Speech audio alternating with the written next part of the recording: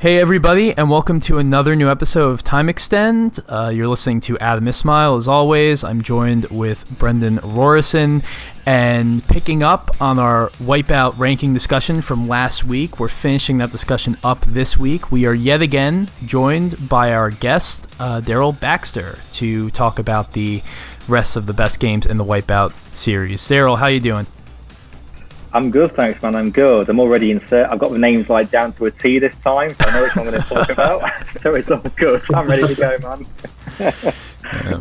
Well, you know, I think the audience got your hatred of 2048 down, very clear, regardless if you weren't sure what game you were actually referring to. Yeah, it's good. I feel like it's therapy in a way, so I feel better for it now. It's all good. Brendan, you also you were able to come clean about all of your problems with that game. Are you calmer now? Do you feel like you can enter this with a clear head? Yeah, well, after we finished up the podcast, I wrote a 12,000 word essay on why it sucks, and then I uploaded a 10-hour YouTube video of ranting, since that's what white middle-aged YouTubers are supposed to do about stuff. So got there in the end after complaining about something so unimportant. That's good. It sounds like you did everything to a T, everything you were supposed to do. So exactly. So we can carry on then. So the interesting thing about the second half of this discussion is, just by the nature of how we rank these games and we voted for them, we ended up with a lot of ties. So there's a tie for third place and there's a tie for first place. And without further ado, we will just talk about what the games that tied for third were. So, and it's actually very appropriate that they would tie because they're very similar. They were Wipeout Pure and Wipeout Pulse, which were the two PSP entries coming out in 2005 and 2007 respectively. Pure was a launch title, and Pulse improved in a lot of ways, but also would bring a lot of those improvements into Wipeout HD Fury, which would come out the next year. So these are two very similar games, and to be honest, Brendan, I know you love Pulse. You voted very highly. I voted Pure very highly. They kind of blend together in my memory, but I actually didn't play Pulse when it came out. I played it only, I think, after I played HD. So how did you guys basically arrive at these games? Were you already, I guess at this point you were probably both already firmly invested in Wipeout at this point. I was kind of just getting my feet wet. Yeah, when it comes to Pure and Pulse, the interesting thing about them is, like you're saying, they try and achieve pretty much the same objective, a modern portable Wipeout game, but the way they set about it was slightly different, in the sense that I felt as if Pure into the kind of design aesthetics of the games that came previously, but updating it with this fresh new visual style that looked great. But whereas with Pulse, they took that and then tried to make it a bit more edgy almost, and the atmosphere of the game felt a lot more kind of techno inspired rather than the kind of new futuristic way the game series had been previously. So, like you're saying, they both rated very similarly. Gameplay is pretty much identical. But for me, the reason Pulse came out on top in terms of my individual ratings was purely because I felt as if, like you're saying, the foundations for HD Fury were there. Pulse was the kind of the coming of age game for what would be the new kind of era of Wipeout. Oh, I think that's definitely true. Daryl, what are your thoughts? I mean, I came to Wipeout Pure when I first got a PSP, so that was how I was introduced to it. And then, of course, Pulse came out, I think, 2007. And I mean, I kind of agree with Brendan when it came to Pulse. I mean, it's definitely kind of it was a point where the series matured really, almost into a sense. They kind of learned from some of the failings from Fusion, and then kind of built it into these two games. And I kind of find Pulse to actually be the worst game of the two, actually, because I feel like it's kind of more, like you say, kind of more techno inspired, more arcadey. Whereas with Pure, I kind of feel like there's more depth to it. There's less repetition, to be honest, with Pure. And I feel like the handling's slightly better as well. It kind of rivals Wipeout 3. I almost have seen this Wipeout Pure as kind of like a Wipeout 3.5, to be honest. Really. Yeah. And I think with Pulse, even though we kind of tried to enhance some of the mechanics and the steering, I think, unfortunately, it kind of came worse off. I mean, even like I was playing both of them a few days ago, I even felt like the UI and the menus of Pulse was worse, because you had this kind of like vertical selection of the stages and things, and you didn't really know where to go.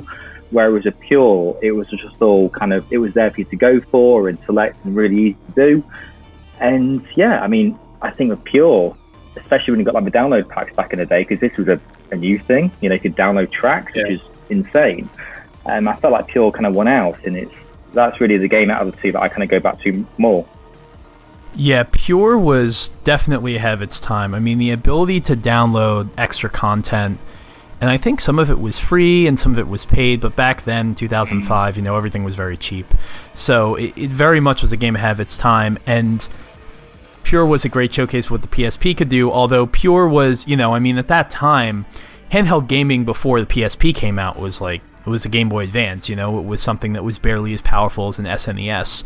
And now we're getting to a point where you can have console quality games, you know, on the go, which was a really big deal. So I remember the first time I played Pure, and Pure was, as I said last podcast, was the first Wipeout game I ever played. So I kind of went into the series not knowing what to expect, and I was just blown away. I mean, I think last show, Brendan, I think you were the one who said, like, you always remember the first laps you take on, like, the first track in, like, a racing game that's very important.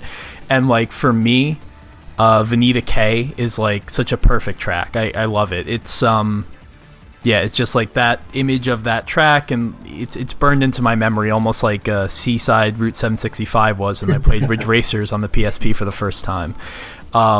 And it's just, yeah, it does feel like a continuation of Wipeout 3, Daryl. I think that's absolutely correct, and I think that's probably why I love it so much. I mean, I gave it, like, my second highest rating of the series, and it carries, even though at this point, you know, Studio Liverpool hadn't been working with the Designers Republic for a couple years now. It still feels like it carries some sort of TDR influence. It's very clean, it's very basic, it's very but effective and beautiful, and the aesthetically is designed in such a way that it works to the PSP's strengths. You know, it's not trying to throw too much at you at any given time. It's just very clean and beautiful and futuristic in a way that I, you know, the kind of future that I appreciate and that I love to see in Wipeout. And I think that sums up something pretty interesting about this series, where it does have a quite a large dedicated group of fans, but like the games have distinctly different styles. And the thing about Pure was, like you're saying, it is very similar to 3 in terms of the handling, that more kind of bobbly or floaty model that you'd expect from anti-gravity racers. Pulse onwards, it became very exact, almost mathematical in nature, and I can see why a lot of older Wipeout fans wouldn't like that. The focus became on the barrel rolls, it became about using the kind of the air brakes. Because once you get really good at Wipeout in the later games like HD Fury and stuff, it's all about double tapping each of those air brakes. If you're actually using them the normal method that you're so used to in the previous games, you're losing a lot of time there because they kind of fundamentally change how the ships handle. I got like proper into learning the Pulse way of playing, but even now, the original Wipeout games, I'm not very fast in them at all, because whilst I enjoy them, I just never fully got on with the floaty modelling in terms of trying to become great at the games, and it never bothered me because the games are so great anyway that isn't the point. But when Pulse came out, this is the competitive Wipeout experience I feel as if has been missing. And the thing about Pulse was as well, we were saying like how Pure did great from an aesthetics point of view. You can see Studio Liverpool really did learn from TDR. It looked fantastic. But on a technical level, I feel as if Pulse also achieved some great things. You had custom soundtracks in there. You could load MP3s onto the memory stick and use your own soundtrack, which was really cool. There was a pretty in-depth photo mode that had been improved from Pure.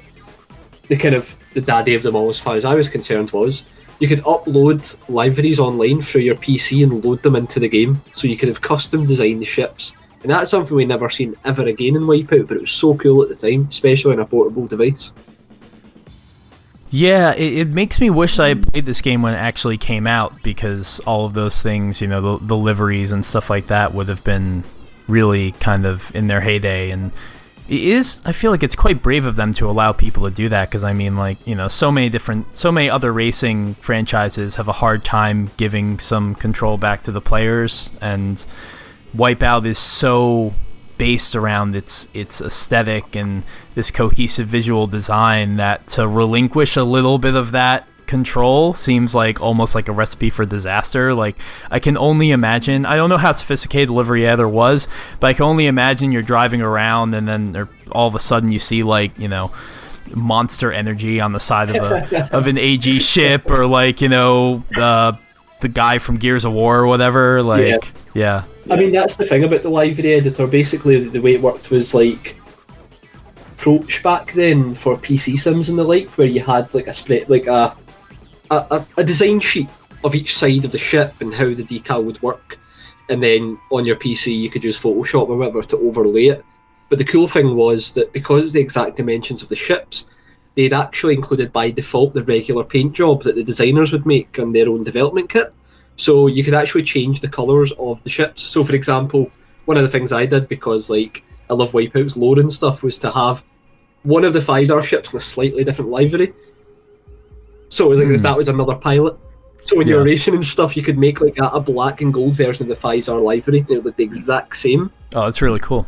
As the blue and yellow one. The only difference would be that you were able to make that change. And like you're saying, obviously, it goes against the design philosophy of Wipeout because you can make what you want. But I feel as if designers would understand and appreciate in terms of how the kind of design kit worked. It was a great idea at the time, and if I recall correctly, when you raced online, people couldn't see your custom designs anyway. So it was kind of for your benefit only. But I mean, I will be honest, it's reason to mess with Wipeout's design philosophy. So whilst I did create my own designs, it was hard to get away from the ones that are provided, because they fit the world so well. Did either of you play the PS2 port of Wipeout Pulse by chance? Because I completely forgot that this game was ported to the PS2. Nope. God, I did as well. No, I forgot. Yeah. No, I didn't. Yeah. It was part of that like late PS2 lifespan push that Sony made to port like MotorStorm Arctic Edge and this game and some other games to the PS2 from the PSP. Stories. Yeah. Liberty City Stories, I remember, yeah. Yep, Liberty City Stories. Yeah, it was, I mean, it was smart. It was just kind of weird because, like, in this case, you know, it came to the PS2 like 2 years later. And I think maybe it was the type of thing where, I don't know, they wanted people to get into HD on the PS3 first, and they wanted to give them that experience, and then everyone who languished behind and didn't have a PS3 yet, oh, here, you know, we'll toss you a port of Pulse, which, I mean, is nice. I mean, it's way better than Fusion, I think we can all agree, and, you know, is the PS2 had some, you know, had relatively long legs for a console, you know, I mean, it couldn't do all of the network functionality a PS3 could, but towards the end of the PS2's lifespan, you were seeing some amazing looking games, and like, you know, even Gran Turismo 4 is still really beautiful for its time. So I get it. I just wonder how many people experience the game this way. It's a good point. I've never played it myself. I would have loved to have tried it, but I can't even remember seeing it in any shops. You know that way? I don't either. By the time it came out, it was the PS2 sections in stores were just fading away as well, so the likelihood of finding it seems pretty low over here, because I can't remember seeing it whatsoever. I know it existed, but never seen it in the flesh. Yeah, I knew it existed, but it wasn't released in the US, which I'm not surprised by at all, but yeah, it might actually be pretty rare. Who knows? Yeah, could be. It is. I've just been looking on eBay, and there's a copy of Wipeout Pulse for £80 on the PS2. Wow. Jesus. Yeah. Yeah, very rare. Very rare. Yeah. These collectors item then. I mean, let's be honest. If you have a PSP or you still have one, I mean, that's probably the best way to play a game, just because, you know, you can take it anywhere, and yeah, if you want that home console Wipeout experience, there's nothing better than HD at this point. Or I guess Omega Collection, but. Yeah. Yep.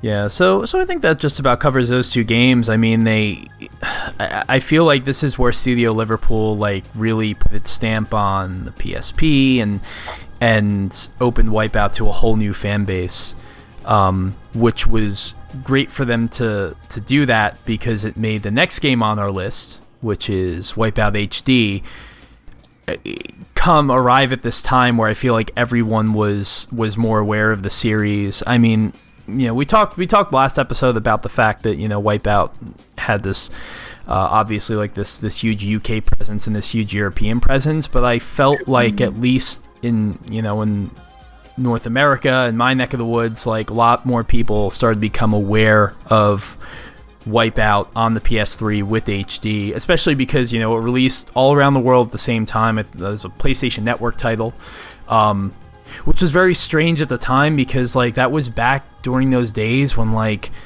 you looked at like Xbox Live Arcade games and PlayStation Network games as like lesser.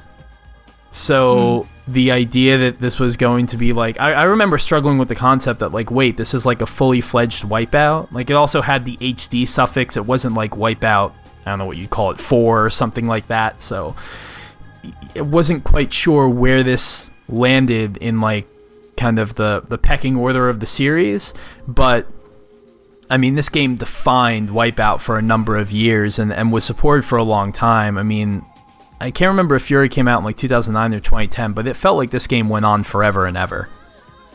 Yeah, definitely, and it's good you brought up the point about it being like a digital exclusive for quite some amount of time. Eventually it did get a hard copy release. Right.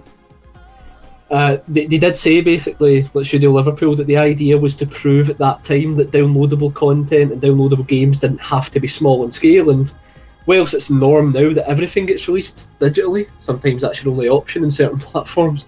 I remember being the same as you, Adam. I was like, is this a full game or is it a DLC basically for Pulse with a few added bells and whistles? And yeah, it was just so well supported throughout its whole life cycle. By the time Fury came around, precedented for such an amazing amount of content to be added to a game that had been out for such a long time. And that meant that it did have a consistent player base for quite some time. The online worked really well, all things considered. What looked as if it could have been just a taster like Gran Turismo HD. Don't bring up GTHD. I just felt as if it was a good example to show how confused the name could make people, because Wipeout HD might have implied it was some sort of tech demo, but in reality, like, this was a full-fledged game and over 500 hours of gameplay in this game, and I loved every single minute of it. This is pretty much my definitive Wipeout experience in terms of raw amount of hours spent playing. Yeah, I think it's a lot of people's definitive Wipeout experience. Daryl, how did you get on with it? I mean, I remember like when HD first came out, and you're both right. I mean, I kind of saw it as like one of those kind of trial versions that you'd maybe see now and again in the PS3 era, the way you just kind of like download a few levels and then just kind of wait for what could be coming next. But it was Fury actually that kind of really got me into it, because there was a mode in it, I think it was Detonator, where instead of like increasing the speed, not doing zones, it was laps instead. So it just gets faster like every single time, up to 14 laps, and I was addicted to that mode. I mean, that was just so much fun.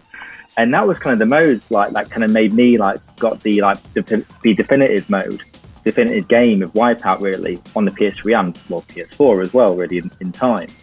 It just made it really fun, and it made it like the ultimate edition of what Wipeout could be and how it could be in the future. And it was just really fun. I mean, to me, it is like, there's not a lot that can be explained about it, because it to me just seems like the ultimate edition, like kind of almost like a greatest hits collection of Wipeout, and put into an upscaled HD version of Wipeout HD and Fury with 3 extra modes. I'm just seeing it now, not just Detonator, but you got Zone Battle, where you can race other ones, an Eliminator, which reminded me of Burnout 3 for some reason, but here we are. And and it's just a great thing. It was fantastic. And I remember like around those years as well, like trophies were a big deal of like what games are going to be updated with trophy support. Yeah, I think Metal Gear Solid 4 and Wipeout were the 2 big ones that people were waiting for, and I think they finally got it in 2009, early 2010. And I think that was a big deal. So I think Wipeout kind of really came into its own when the trophy update came in as well. So yeah, big fan of it. Yeah, Detonator and Eliminator I remember being kind of on the fence about those before I started actually playing those modes and playing the game. Because I think Eliminator, I think HE didn't come out with it, but Fury introduced the more combat-heavy modes. And I remember thinking, like, they're trying to make Wipeout into something it isn't. Like, Wipeout's not about combat. But then the second that you understand, that you actually play it and you understand kind of how the modes work, it clicks. It's like, this is something I never knew I wanted. Like, Eliminator's kind of weird because, like, there's all this commotion, all this stuff happening, and it almost feels like it's by chance that, like, complete random chaos that, like, one of your AI competitors would all of a sudden do really well and you wouldn't. Like, it almost feels unfair, but at the same time, it's just, like, you're just immersed in all of this, just, like, all these explosions and just people, like, being able to switch back and forth. Like, you can do a 180 just by pressing a button in those modes, which is, like, it totally changes the game, and all of a sudden it doesn't really matter that you're on, like, a linear racetrack. It could be like a Mario Party or a Mario Kart battle stage for all you know, and it's like it totally transforms kind of what you expect from Wipeout, but does so in a way that is a lot of fun. And as skeptical as I was of those modes before I started playing them, I definitely fell in love with them later on. Yeah, and it just, HD Fury brought everything together that had been created up until that point into Wipeout. And I kind of just remembered as well, there was like a mini controversy in the game when they used to play adverts during the loading screens. Don't know if you guys remember that. There was like something where it would play random adverts, but the adverts weren't timed to the length of loading times. So it could be a 30-second ad, but usually only a 15-second load time. And you'd have to wait till the full advert finished, and fans were quite pissed off about it. There were a couple controversies with this game. That was one, and then before it came out, it was actually delayed because of concerns relating to zone mode and epilepsy, like being an epilepsy trigger. Because in that mode, you know, as I'm sure a lot of people listening know, you're kind of hit with this barrage of just like pulsating visuals, and the entire track and everything changes colors and changes intensity based on the music, based on the level that you're racing at, you know, because you go faster and faster in zone mode. And if you dig back, you can actually see some articles about it and people from the development team going like, yeah, we had to kind of mess about with it and do so in a way that toned it down, but it's still pretty beautiful. And I mean, I haven't seen what the original zone mode looked like, because I don't know if that footage even exists online. It might in like preview form, but zone mode in this game regardless looks great. And it's just, you know, of course Wipeout would run into that particular issue. You know, I can't imagine any other series. You know, it's the same thing that happened with that, like, that episode of Pokemon in Japan, like in the 90s. You know, it's like, it's so weird, but, you know, of course Wipeout would fall into that. Presentation of the game really is on another level. Like, we talked about previous games, specifically what Fusion in 2048 might have failed at, in the sense that this game just looks so crisp from every angle when you're on the track or in the menus. Everything's so distinct and clear. P60 frames per second, which just illustrates that further. I was going to say, Brendan, you haven't said the 4 magic words yet. 60 frames per second.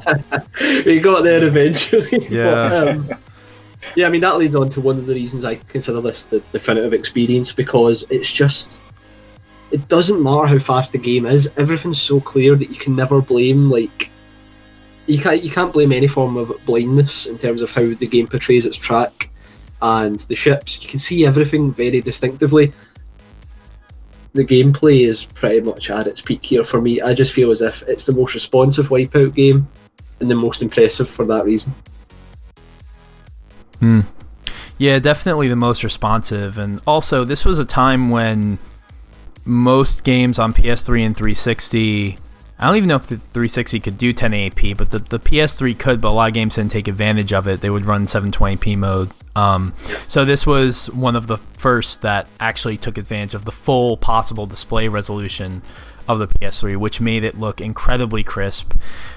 And it was that kind of Studio Liverpool aesthetic at this time where, like, the textures aren't super detailed, and like nothing's like jaw dropping, and like you know, it's a different visually.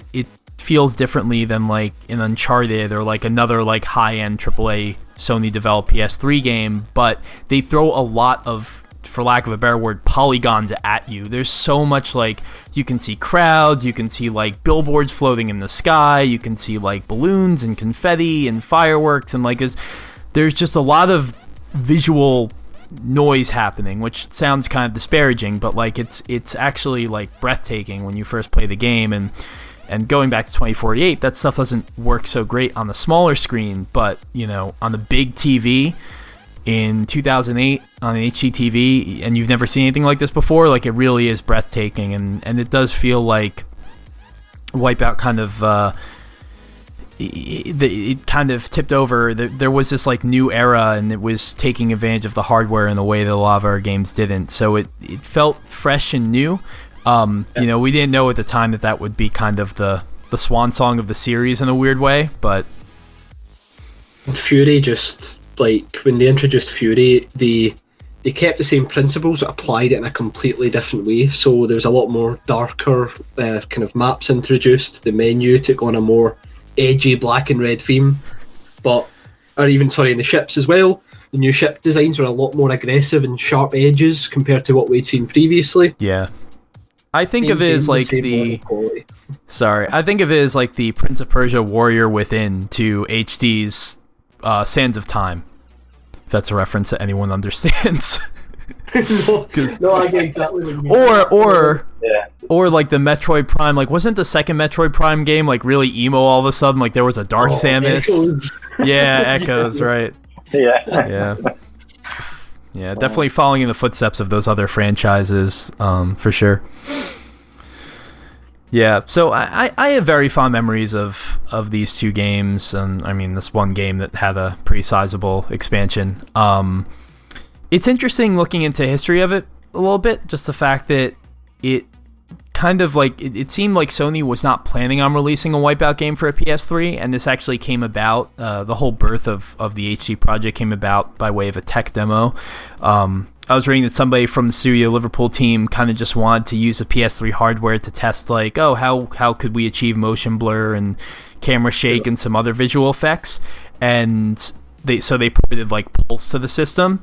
And then eventually the project ended up looking so good when they realized they could take advantage of the PS3's, you know, vast hardware, that it kind of became this real thing, and they presented to Sony, and Sony was like, yeah, let's do it. So, which is almost like, I mean, it's cool that something can come about that way, but at the same time, it's almost like disappointing, and I feel like almost insulting to Wipeout that like it kind of backdoor became this thing on the PS3, and then maybe Sony was like, we'll launch it as like a digital game, not like a fully boxed product when it comes out, because like we don't totally believe in it, but like, hey, we got the PlayStation Network, maybe we could use that. So Wipeout kind of exists in this weird like, does anyone in Sony like really appreciate it or not? Like it's hard to tell, and I mean, I'm glad this game came out, but I do wonder if it had a little bit more muscle behind it, you know, would we have gotten a true sequel? Would we have gotten, you know, something that wasn't more like a greatest hits of previous entries in the franchise and was more its own thing?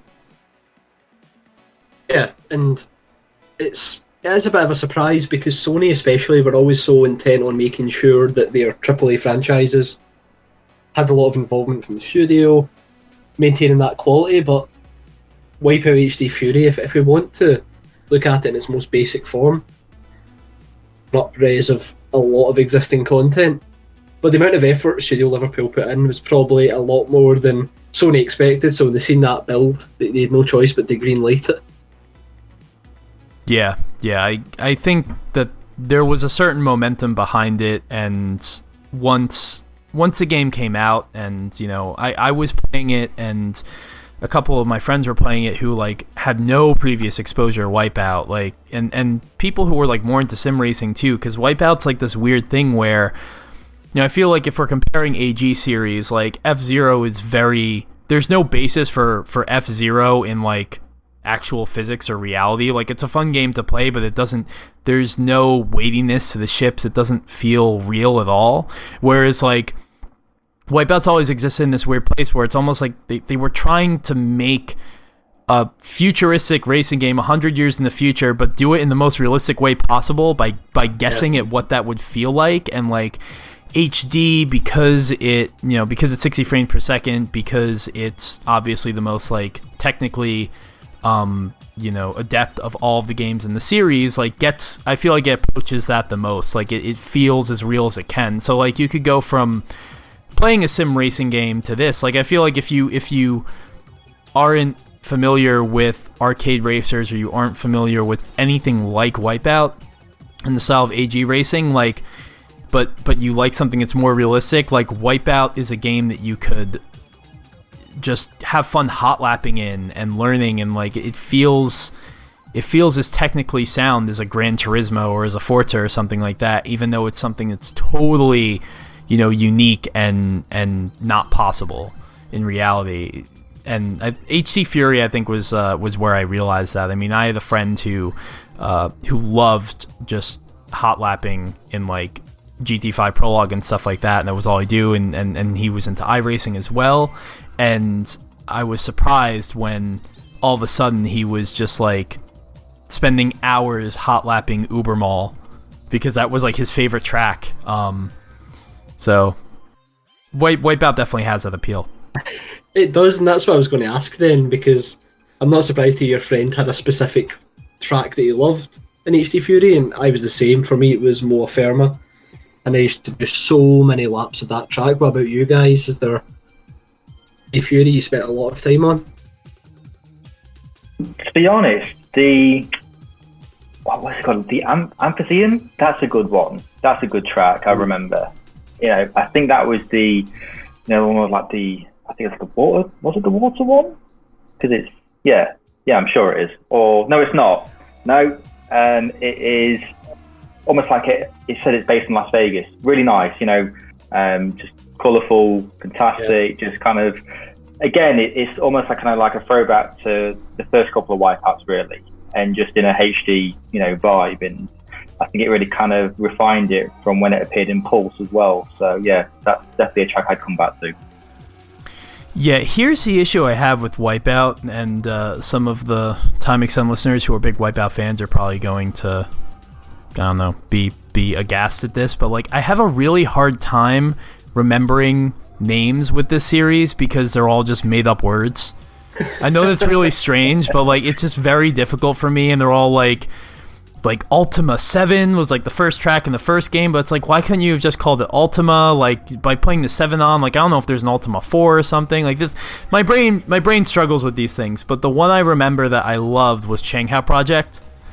That that is, but just because of like the way it winds you up in the beginning, and then you have those you have that really long kind of like left-hander that's like also kind of cantilevered, like the banking is like away, I think, from the middle from the inside of the corner, which kind of complicates things. Before that, you have a couple jumps. It's a very like vertical track, because once you go around that corner, there are no walls, and then you have a similar like right-hander, like relaxed right-hander bend, and then you have that huge drop where you could do. I mean, that's where I learned that like, oh, I can do barrel rolls and things in Wipeout. It's like it just.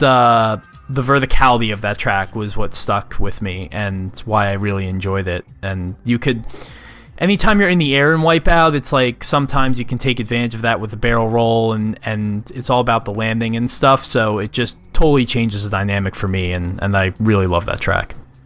Yeah, and that is a great example for bringing in the verticality argument to the game in totality, because once you learn that if you like control the pitch of your ship enough so you can get the slight amount of air needed to complete barrel rolls, that's when like all bets are off, and you can set insane lap times, and you can really learn what lies underneath the game in terms of from a competitive side of things. And learning the slight amount of bumps we could do barrel rolls, like there was always the trophy for Moa Therma where it was like, do a barrel roll on that. And when you first play the game, you're like, where the hell am I supposed to do a barrel roll on Moa Therma? And then it becomes so obvious when you see it, you're like, okay, that makes sense. And then you find out that there's another place you can do a barrel roll on Moa Therma. If you edge the ship correctly pitch-wise and then hit a boost, you can like fly corners rather than take it.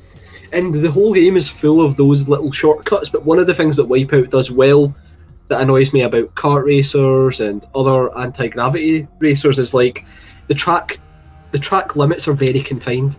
Usually if you go off the track and Wipeout, it just plumps you back on the track right away. No time wasted. Fury, there are certain parts that you can exploit the track limits, so you can just take a little shortcut through using a boost or timing a barrel roll.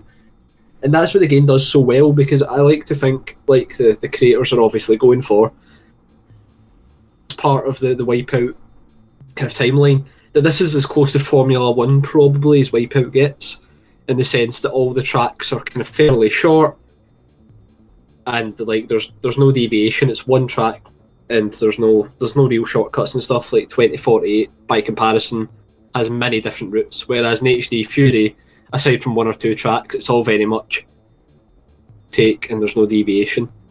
But the more you learn the game, the more you learn how the ships handle, you can start to discover where the time lies in terms of getting good barrel rolls. So example, on Ubermall, the tiny split track onto the ramp, you can get one barrel roll easily enough because you're in the air. But if you manage to hit the correct part of where you land, you can do another barrel roll. And learning how to master that type of stuff, that's where the game really shone for me, because I used to be pretty invested in the kind of the community events side of things. Just mind-blowing to watch them work, because they were able to find these barrel roll opportunities in places that you would have never guessed existed. Yeah, and I have to imagine that, I don't know if it was Pulse or HD that introduced this, but kind of like the magnetic strips on certain tracks. So like at the back end of Moa Therma, where you have all these bumps, but if I remember correctly, the magnetic strip runs the whole time, so you can't actually get any air. That was always a little bit annoying to me, because it's like those are parts of tracks I want to take advantage of with barrel rolls. But so when they would use it a bit too often, it was kind of frustrating, but it also allowed you to have some crazy tracks, like, in the beginning of Moa Therma, where you have that huge loop. So I could see the reason for it, but it is interesting. Like, I never, as much as I loved Wipeout HD and as much as I played it, I feel like I never got into the finding the secrets of every track as much, because a lot of it, like, maybe not this game so much, but definitely 2048, which I think, Brendan, you said that really didn't interest you. Like, to a certain point, a lot of it's just like, make sure you hit every single boost pad, and I'm just like, and I know you said you're not really interested in boost pad gameplay. Like, it doesn't do anything for me either. But then having all the little secrets and things you can exploit, I feel like gives the game legs and makes it a little bit less obvious how you have to be fast, which is always good for competitive play and finding secrets and sharing and community and all the great things that come with that. Yeah, for sure. And Daryl, your experience of HD Fury then, was it pretty much just offline? Were you big on the single player stuff, or did you play some online as well? A little bit of online, but I'll be honest, I mean, I'm not really a massive online player, to be honest. I like just sitting next to someone and just playing the game, whether it's in split screen or 4-player. But I do play like a lot of the single player. I did and I still do with it, and it's just a really fun time of just kind of completing the tracks. And like you say, there's not a lot of kind of secrets in these tracks. It's a lot of fun, definitely in a upscaled way. And I have to say as well, like, when this was ported to the Omega Collection, I mean, playing it in VR was just incredible, really. I mean, that was just another experience with Wipeout. It makes you want just a game that has a lot of VR tracks that you can just play on as well. Yeah, we didn't really touch on that because I haven't played it in VR. But there were some people who responded on Twitter saying that, like, nothing beats Omega Collection in VR, which I'm actually surprised to hear, because, like, if you want to talk about motion sickness, I have to imagine that Wipeout would be like the game that would give you the most motion sickness in VR if you're susceptible to it. Yeah, it did to me a little bit at the beginning. And I remember when I first tried the VR playing Resident Evil 7, and my God, just getting the motion sickness from that was insane. But for some reason in Wipeout, I mean, it does it in a way where it's manageable. And it's just the fact that you're just looking around the craft as you're racing and, like, using the weapons, and it's just it's a crazy experience. And you just kind of think, really, like, just how far we've come from, like, playing, like, the first Wipeout on PlayStation 1, Sega Saturn, to just playing it in a headset in VR. I mean, it's crazy, absolutely crazy. Given the the feedback that, it seems like a lot of people do enjoy playing Omega Collection in VR. It does make me hope and wish that the series somehow returns, because it seems like we've reached this point where there's like this whole new way we could experience a series, and just in time for that to arrive, Wipeout is functionally dead. Yeah, exactly, and that's a really good point, to be honest, because I'm not sure what developer could do the series justice as well, because Wipeout just has that distinct feel to it. It's very hard to replicate, as we've seen. Just not quite getting on its level. Yeah. Well, we've talked about Fury in HD for a while now, and at this point we should probably move on to the top 2 games, if that's all right with everyone. Yep. Although I know HD is very near and dear to your heart, Brendan, so you could probably fill an entire show just talking about this game. I can talk about HD, how much I love it, nearly as much as I hate 2048. If that isn't a resounding recommendation, what else?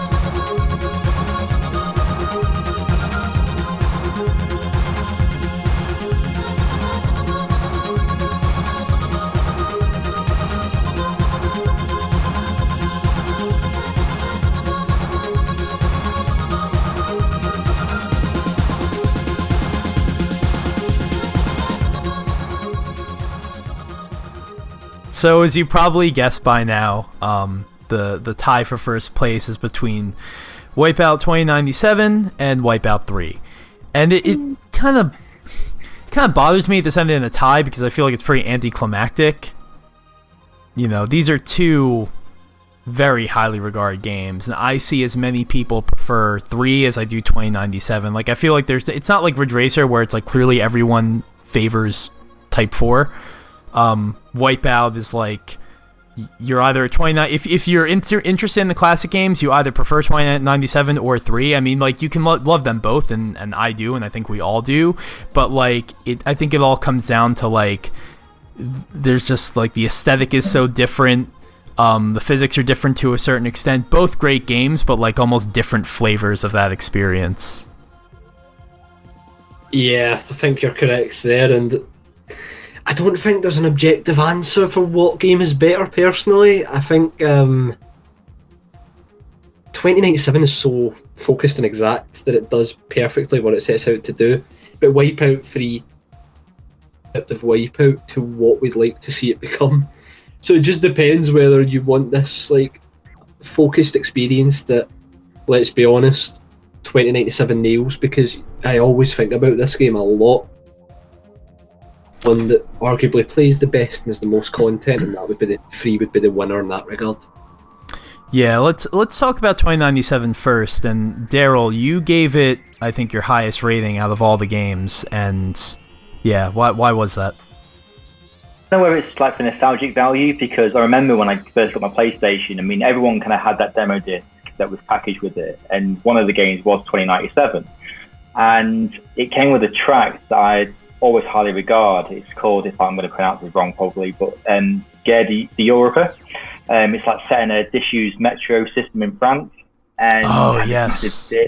Yeah, I loved it. Absolutely loved it. And I think it's just a mix of the UI of it, the handling of the ships, the way you go through the menus, and every time you just kind of have a weird satisfaction every time you select something. It's like bang every time. And like almost like a sliding door, and it closes in. Bam! I just like it. I've got a weird thing about that. But it's like, just when you're going through every single track is different. They're not bland. They're not kind of samey. You've got everything there, and every time you kind of use a weapon as well, it's got that kind of just right feel of just that satisfaction when you hit something. And I think especially when it comes to the plasma weapon as well. I mean, you hear it charge up, you hear it just fire, and as soon as it hits that shit, I mean, it's just like the ultimate, like, yeah, I've got this now. I mean, this is good. And of course, I mean, like the music, like Chemical Brothers, and I think like one of you like had tweeted like the soundtrack and that was on Spotify, and I spent like the last week just listening to it again and reminiscing. Yeah. You know, it was fantastic, and I just everything about it, I just love it. And even when like you unlock the piranha ships as well, I mean, that's just insane. And yeah, I just love it. It's just everything about it is just.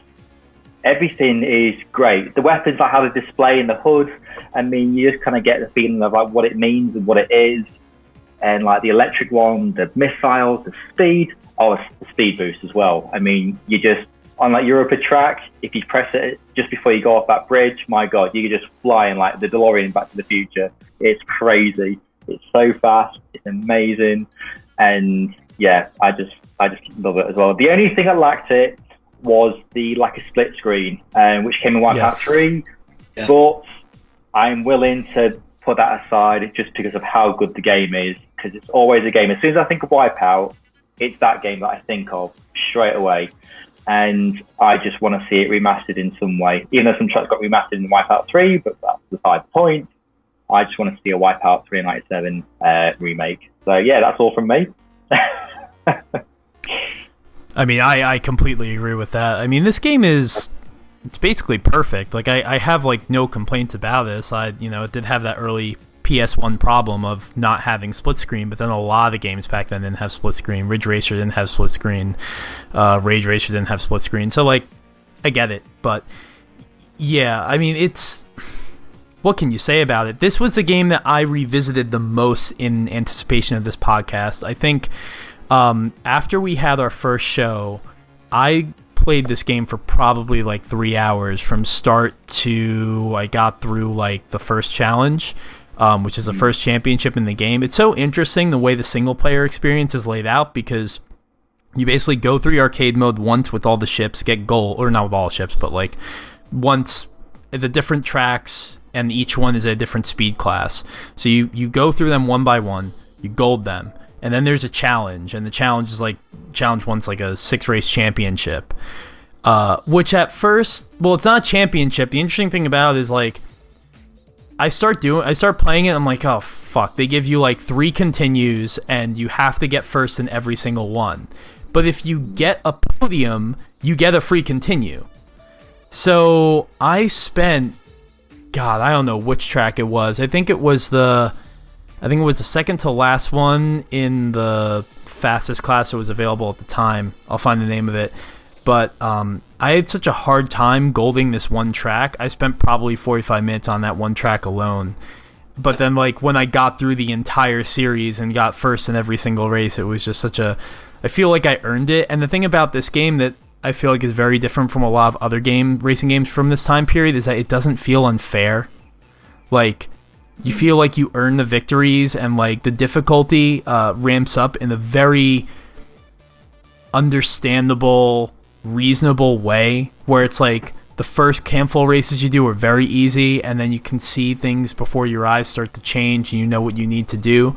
3 actually is probably like, I have a bigger problem with it in 3 because 3 ramps up the difficulty way too quickly, whereas 2097 I feel like you get your feet wet, and then all of a sudden it's like, okay, I understand, like I've kind of grown with the game at this point in terms of my abilities, and it's just like such a satisfying experience. Like, I love the physics. I think the physics of 2097 are probably my favorite, because I do prefer the floatier, the bouncy, floaty, slide up against the walls kind of gameplay that these earlier ones have. Right.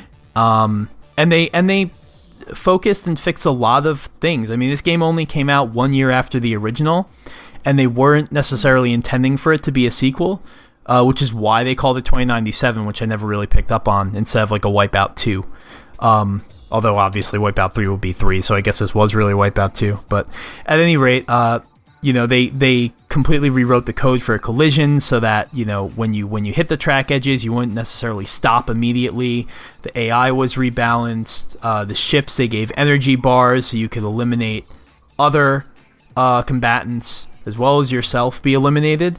And they introduced ghost vehicles, but apparently only in the UK because Atari had a copyright or a trademark on that feature in the rest of the world, which I just discovered in doing research for a show. So that's pretty interesting. A lot of small changes that built up to a big improvement. Yeah, for sure. And that ghost steamship thing is very weird because I was also reading the reason it was called XL in the US was because the team didn't think that the US market would understand the name.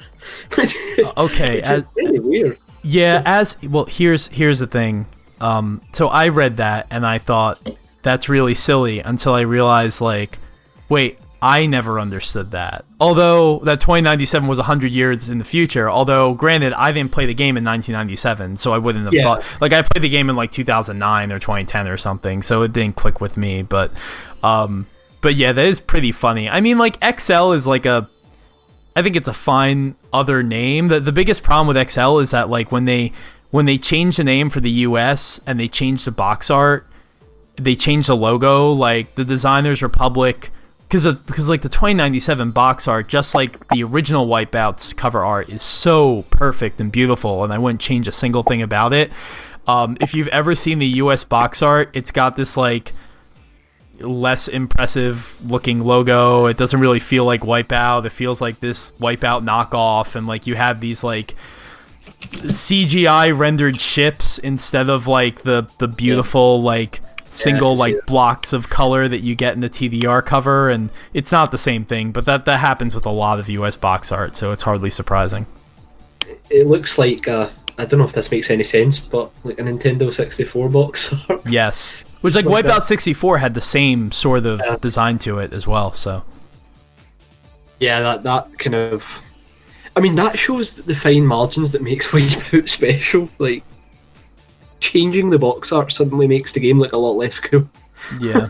The inside, I mean, when you're playing the game though, it's all the same, I mean, actually it's funny that the difference in the logos and the name kind of does extend into the game. So in that main menu, as you were describing, Daryl, with it's really loud, you press on something and you hear this door slamming or something like that, and the whole screen shakes. They do replace that logo with the crappier Wipeout XL logo, and they do some other things, but I mean it's got the same soundtrack, it's got the same everything, it's got the same TDR visual design. It's exactly the same game where it should be.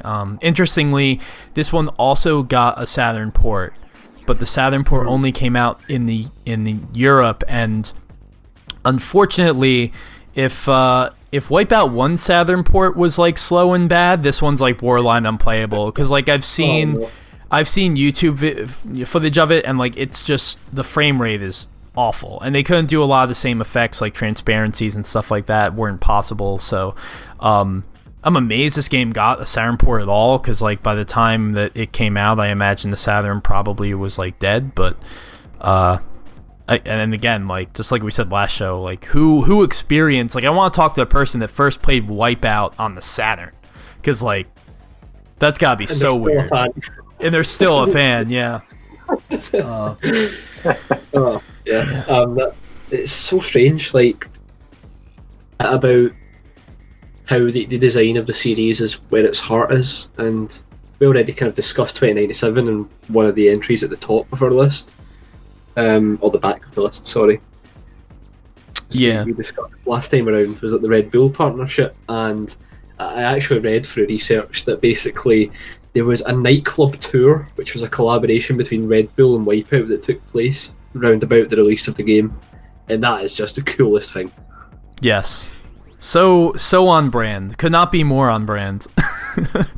Exactly. And oh man, I just wish that I had, if you could be at one of those events, it would have been really cool at the time, because you would have been why is a video game hosting a nightclub tour in the UK? I wonder what, I don't know much about the the nightclub culture anywhere, let alone the UK in the late 90s. But like, I wonder what that was kind of seen as, is just like, Sony is making a video game with all of the acts we love, and the Designers Republic, is in that world, and they're with it too. Like, did people accept it because it had the involvement of so many artists that they enjoyed, or did they initially like reject it because they're like, oh, this is just like a major corporation just profiting and commodifying like our world or our lifestyle or something like that? Like, that's something I wonder about.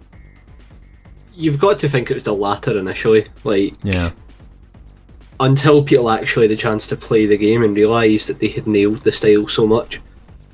Yeah. I think it would have been to kind of regress from what Sony were trying to achieve, but like you're saying, all the major players were involved, so it is no surprise that 2097 or XL is so iconic, because it just...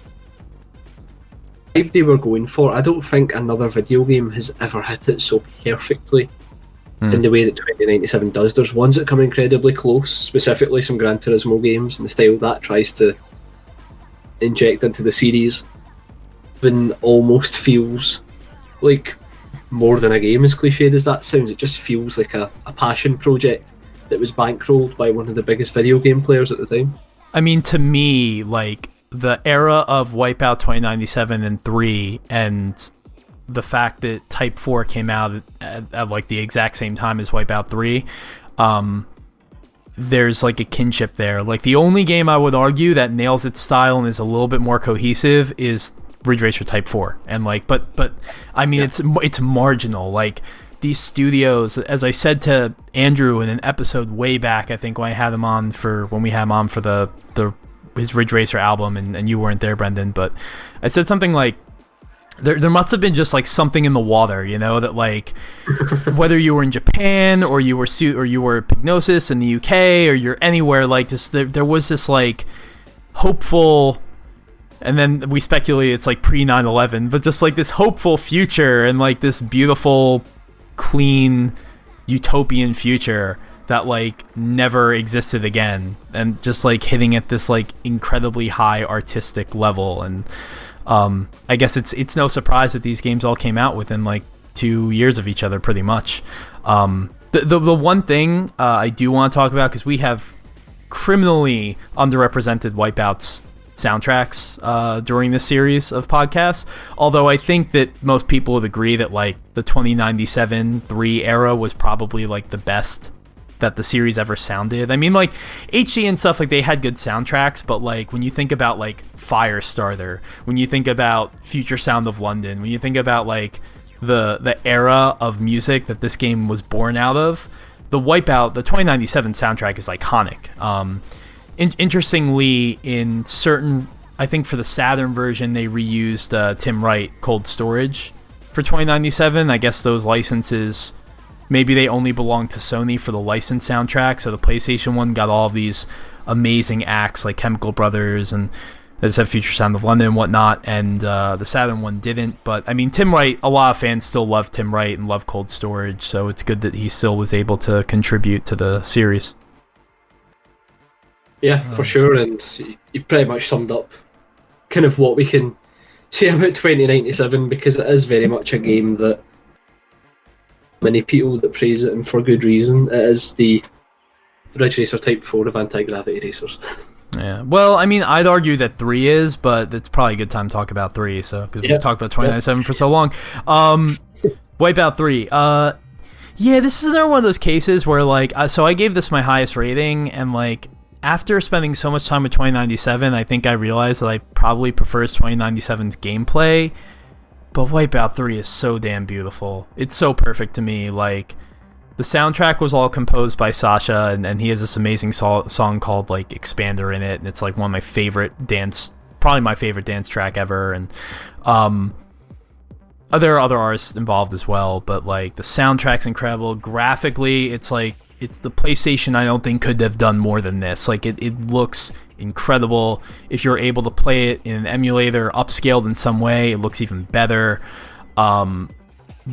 Obviously we love the game because our podcast art now is the main menu screen, the title screen of Wipeout 3. So I mean, for me, this is like the apex of the series. This is the one that, I mean, I think I briefly played it in '99. I rented it or something like that when I was a little kid, but like I didn't get it, so I barely touched it. So my introduction to Wipeout would come with Pure on the PSP, but once I rediscovered this game years and years later, I couldn't believe it. Yeah, it's just like, it's like emotional, the same way that Ridge Racer Type 4 is, at least for me. And why is that? Like, if you could... Well, it's just like the perfect confluence of so many things, musically, artistically. I love the logos, the team logos, and the advertisements, like, are so amazing. Like, I love that the Piranha logo is just like a rectangle. It's just, and just like Pfizer is fair. Like, I just love all of the aesthetics. I mean, again, it's a very time extend type thing, because like it's as much as we're a racing game podcast, we talk about all the other stuff ancillary to it that we love that's as important to us, and that might not be true for a lot of people, but like for me anyway, just like seeing like it's honestly difficult for me to decide what team I like the most in this game, because I always, up until this point, up until I played Wipeout 3, I always liked and preferred Pfizer. But then there's just something great about like Oricom's design, and Piranha's awesome, and yeah, I just all the teams are so perfect. It's like I can't pick, you know. Pfizer for life, mate.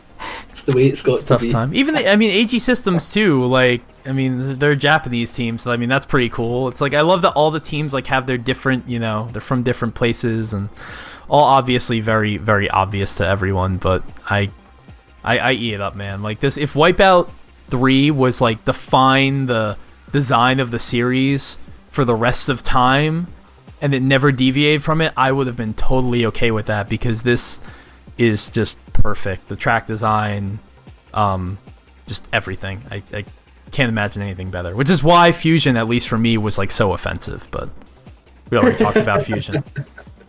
Yeah. One of the kind of the coolest things about the teams and what you're saying about they come from a certain location and it's fairly obvious is like, once again, it's like a meta commentary on the overall arcing theme of the series that corporations will eventually try and control everything. So like, it isn't good enough for Europe to have a team called Team Europe or whatever. It has to be related to a brand.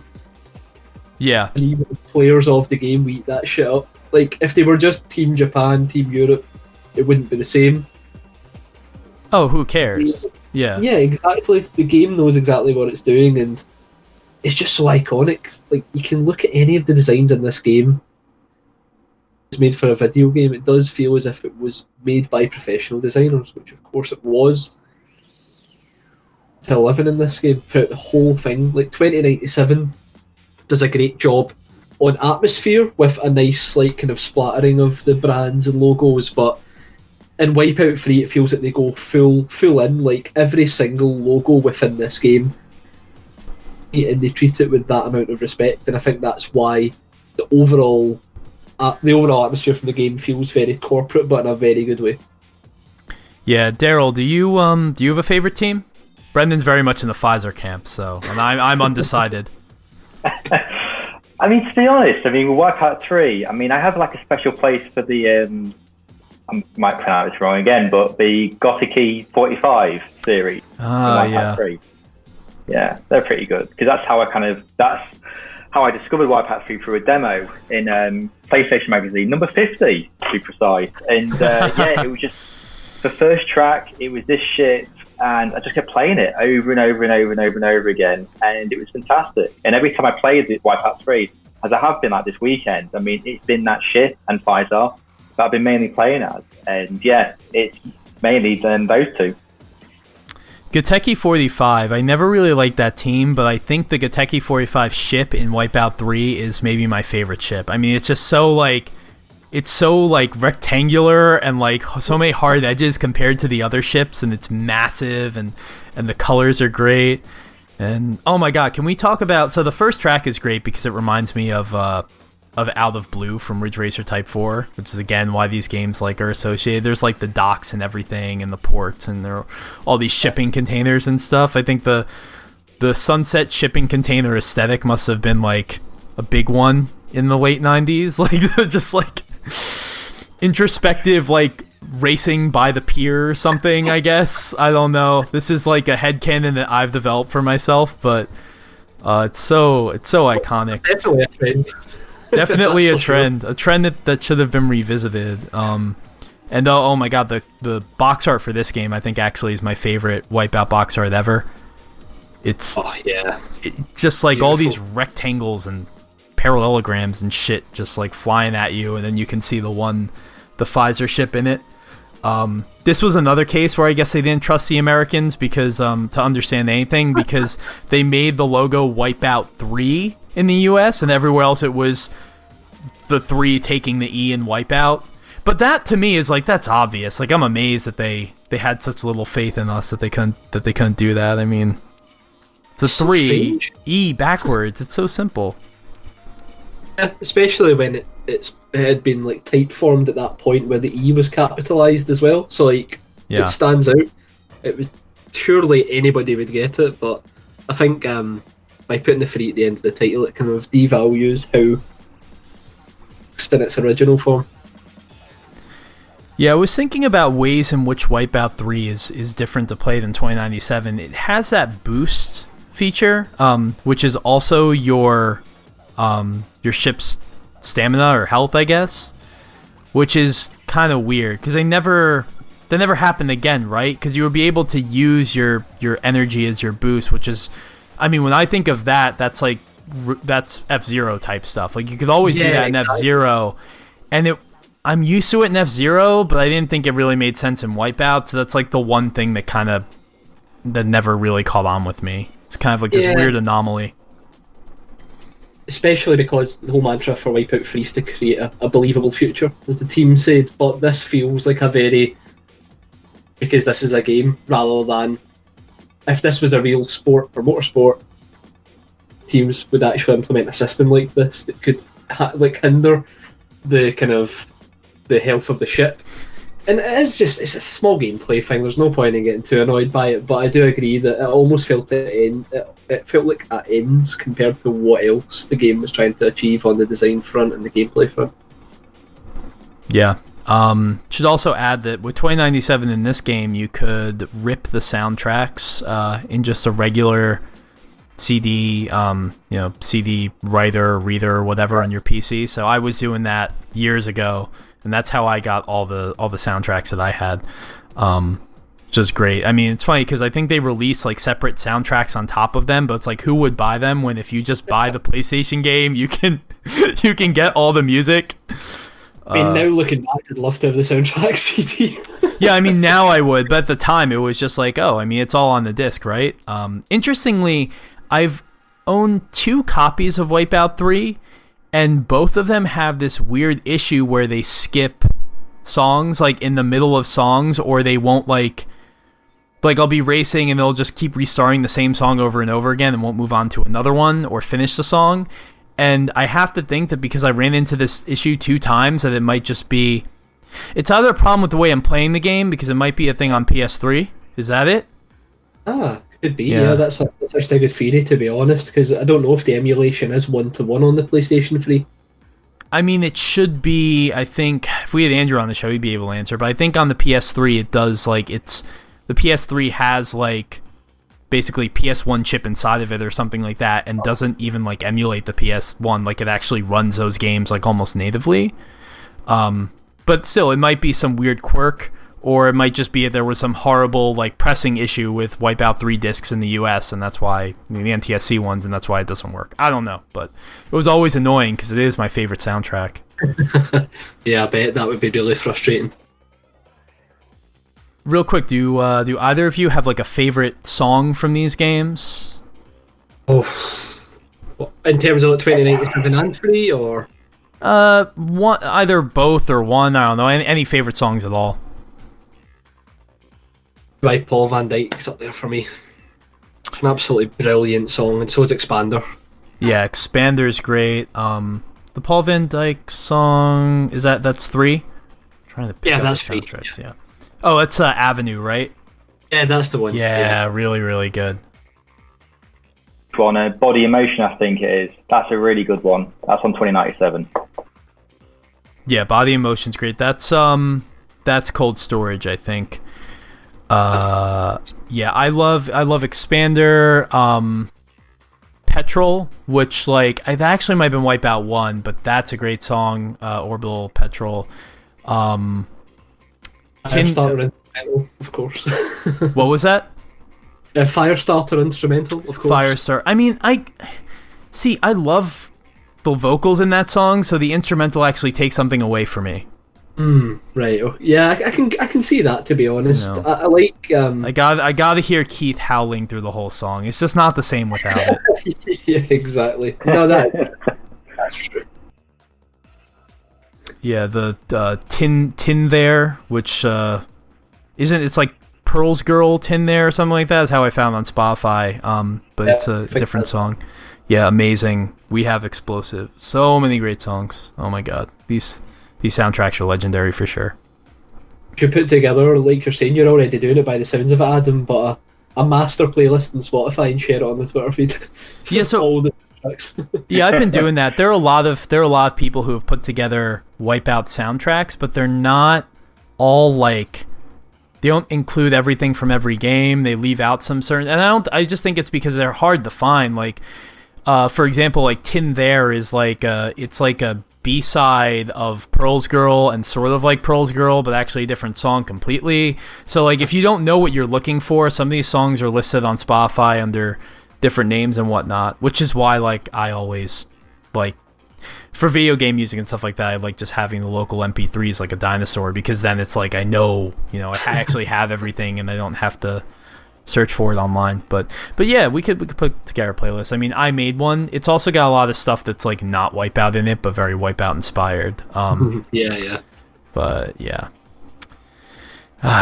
Yeah, these two fantastic games. I think I'm gonna finish my 2097 playthrough and then go through Wipeout 3, because I was having a lot of fun with 2097 the other day. Yeah, I think I might give 2097 a go as well. I mean, I've kind of took a different approach since we started doing this series, in the sense that I've been playing a lot of the Wipeout likes that have appeared recently, such as Ballistic NG, Formula Fusion, Redout, those types of games, just to see like what are they missing right now, what can they do to kind of emulate that style if that's what they want.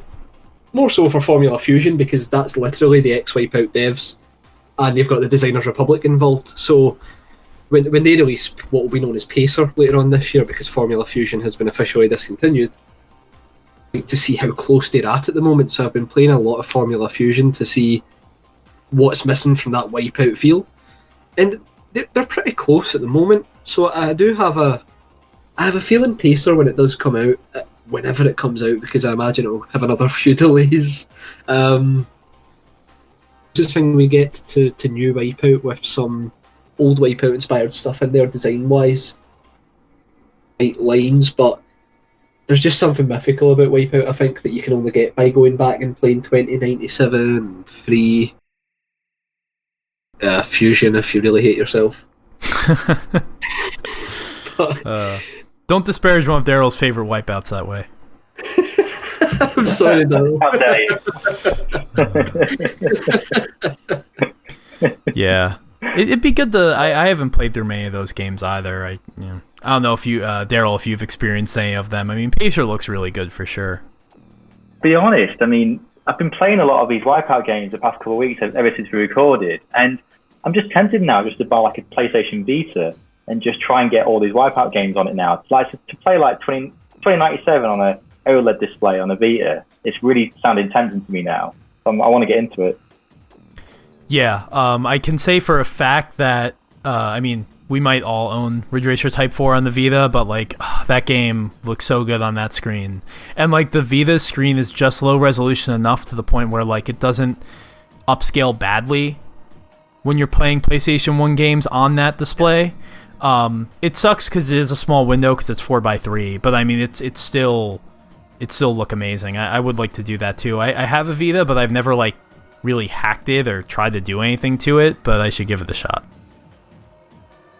I think there's a way of just getting Wipeout 1, 2097, Pure, Pulse, and another Wipeout game I've forgotten about. But definitely you can have those games on, absolutely.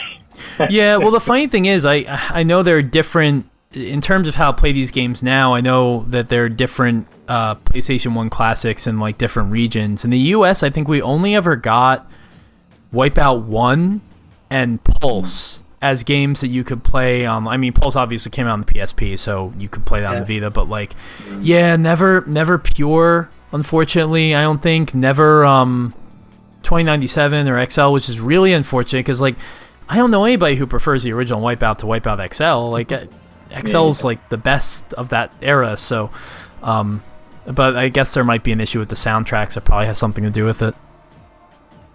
Yeah, maybe. Yeah.